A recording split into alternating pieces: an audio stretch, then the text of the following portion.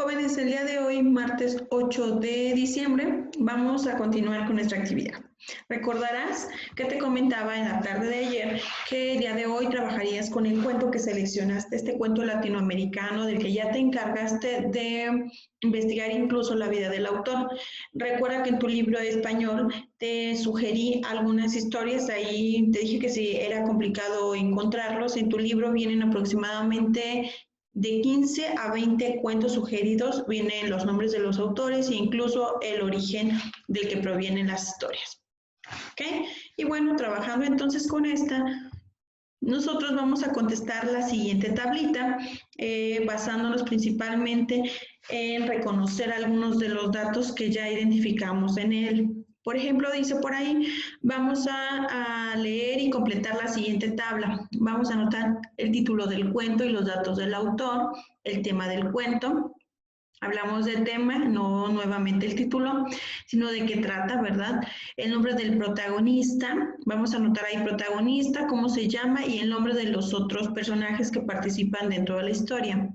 El resumen de la historia y el lugar en donde ocurre. De qué trata y destacando sobre todo características del ambiente físico o el espacio en que se desarrolla la historia. ¿Y qué opinión tienes respecto al cuento? Nosotros vamos a trabajar basándonos en un ejemplo posterior que vamos a encontrar por ahí en nuestro libro, en las páginas 66 y 67. Vamos a poner por ahí el ejemplo, en donde acuérdate que nuestro libro siempre nos dice más o menos cómo responder, ¿verdad? Las actividades. No se trata de hacer cosas muy complicadas, sino que en base a lo que tú vas haciendo, prácticamente vayas tomando la referencia de tu libro de texto. Y dice por ahí, por ejemplo, en el espacio que tiene título del cuento y datos del autor, bueno, nosotros vamos a anotar aquí los datos del Dr. Sandwich. El autor, acuérdate que es Juan Solá, y dice que es un escritor y guionista argentino que surgió en 1989, ¿verdad? Y por ahí el tema del cuento, la lucha por la vida. Luego por ahí dice que hagamos un breve resumen de la historia, ¿verdad? Que registremos qué es lo que encontramos ahí.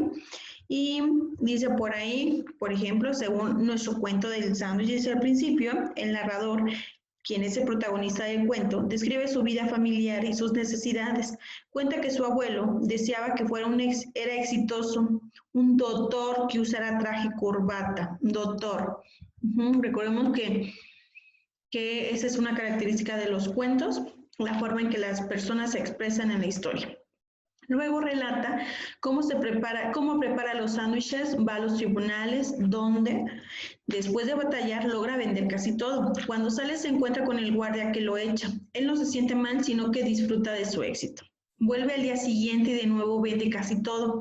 Entonces se produce el conflicto, porque el guardia no solo lo echa, también pisotea los sándwiches que habían sobrado.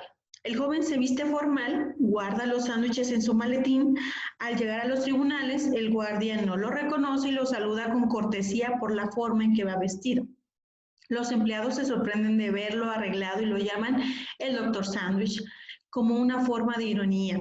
Se cumplen los deseos del abuelo. Algún día vas a entrar con tu traje y tu corbata a tribunales.